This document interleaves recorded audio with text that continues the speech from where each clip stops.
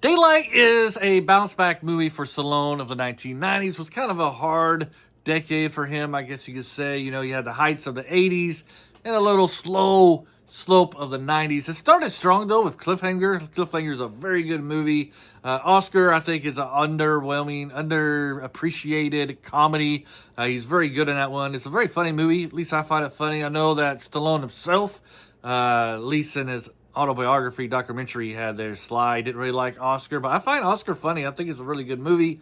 Of course, then he has Stop or My Mom Will Shoot, which was terrible. And then you have the campy Demolition Man, which is a fun watch. A lot of people don't really like Judge Dredd. I find it pretty good. I like Rob Schneider's character in that one. But Daylight, to me, was like the movie that kind of bounced him back. It's a great, solid movie. This is Daylight. And then he had Copland, which is a fantastic movie. But let's get into Daylight. For those of you who don't know, Daylight's basically about these group of people who get trapped in a tunnel that collapsed due to an explosion. Stallone plays like a what is this? What is this? It's like a fire chief, but he's like a guy who, I guess is like a fireman chief type of guy, but he was somebody who worked for the city in case of disasters like this. You know, he kind of helped rescue people. You know, he was in charge of that kind of things. And because of an incident, he gets dismissed from his job. He gets replaced from somebody from California who's kind of like a hotshot himself. And against Stallone's advice, he tries a tactic and ends up being killed. And Stallone, who's now a taxi driver, kind of takes over and goes to the tunnel to rescue these people and bring them back out. The cast has Sage Stallone, which is Sylvester Stallone's son. I think he does a pretty good in this movie. It's a small part. Plays it very solid. His role pretty solid, even though he's not overused or anything like that. You know, he's just a good side character. This character really doesn't really do anything that memorable. The reason I know that is because I'm trying to remember something that this character did, and I am failing at it. Anyways, this is kind of like a realistic disaster movie. The 90s had a few movies. He had like Dante's Peak, which is about a volcano.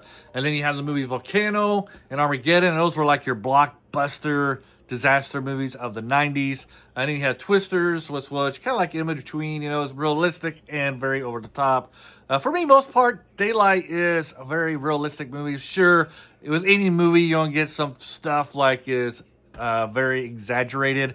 I mean, I don't know about not much about tunnels, but you have the whole fan scene where Stallone, to get to the people to rescue them, he has to go through the spinning fans to get down to them. Now that was a nightmare for me, is seeing the fans and watching them go around in circles, because I am somebody who doesn't like to be spun, and I hate watching other people being spun in circles. Let's just say going to parks is like a nightmare for me, especially when there's a merry-go-round, you got kids on there and being spun around in circles. I get talking about me a little bit too much, but I really get like, I gotta turn away and just look the other way because I'm like very scared for those kids. Something about being spun around and never being able to stop yourself being spun around is like a nightmare, and I don't even try to think about the earth being spun around. Anyways, let's get back to the movie. Daylight does have some good characters though. Viggo Mortensen, when you first introduced this character to us, you're like, oh man, this is going to be like a cocky character. He's going to be like a big know-it-all, and he's going to be like arrogant and stuff like that. But, you know, he does have those tendencies, but he's actually a pretty cool guy in this, you know. He is for all the publicity and stuff. He's trying to get money, talking about his commercial that they're getting ready to release for his new shoes. So that gives you the idea that he's going to be a cocky guy. But really, he's not that good. He's not that cocky. I'm not going to say he's not that good. He's not that cocky, really. Like, the people recognize him. He doesn't treat them like they're inferior peasants or anything like that. He actually enjoys them.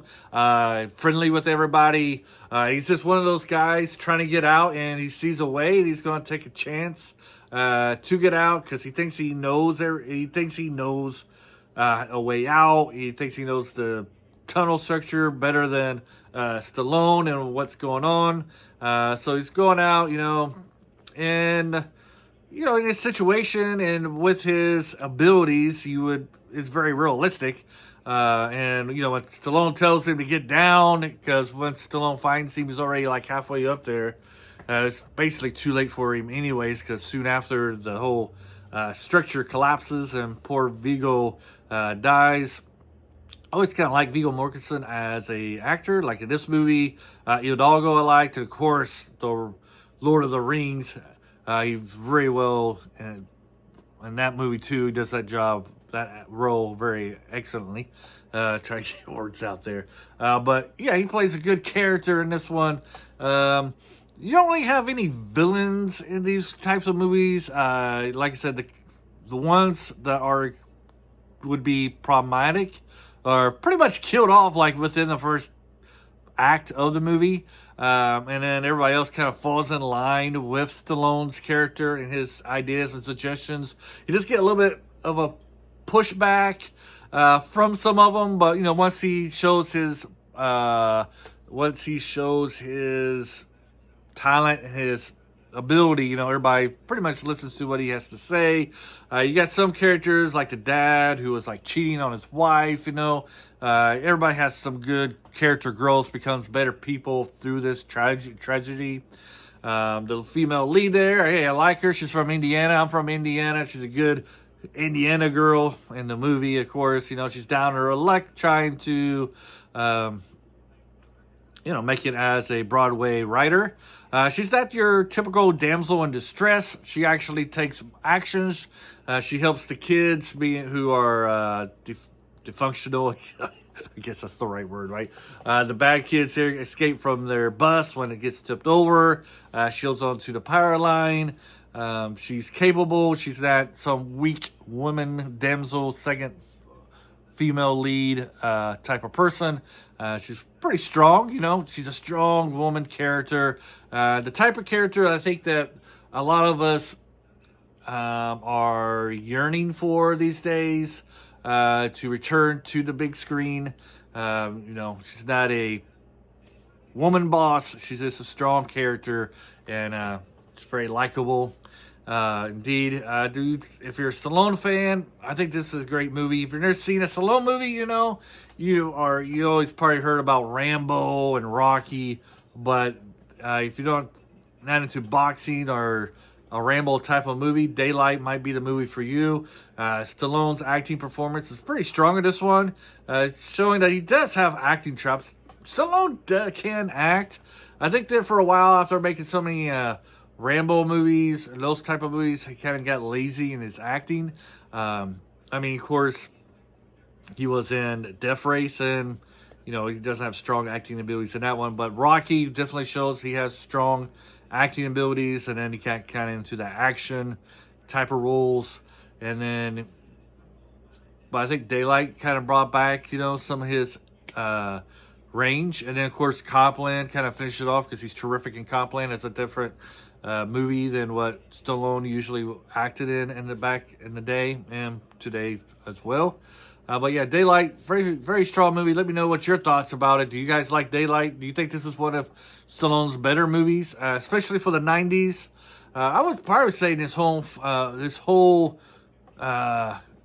filmography is probably, I would put Daylight probably in the top 10 of his movies.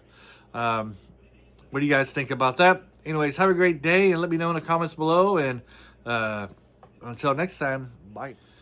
All right, I guess I'm back for a little bit of round two because I was looking at my notes. There's some things I forgot to say that I liked about this movie. One was historical factor is there's a lot of shots of the Twin Towers.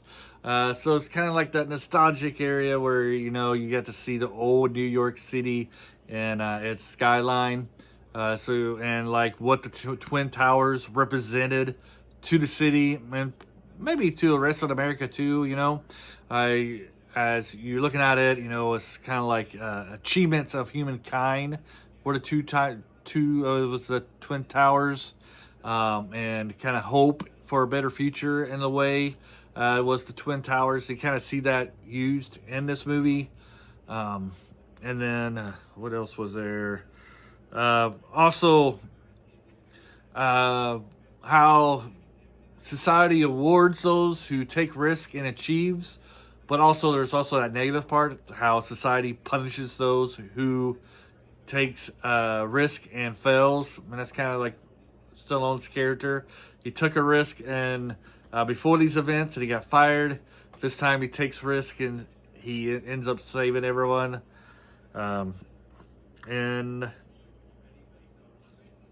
how really the main villain of this movie is the government and the bureaucracy, as they are their actions are what's really putting the lives of these people in more danger.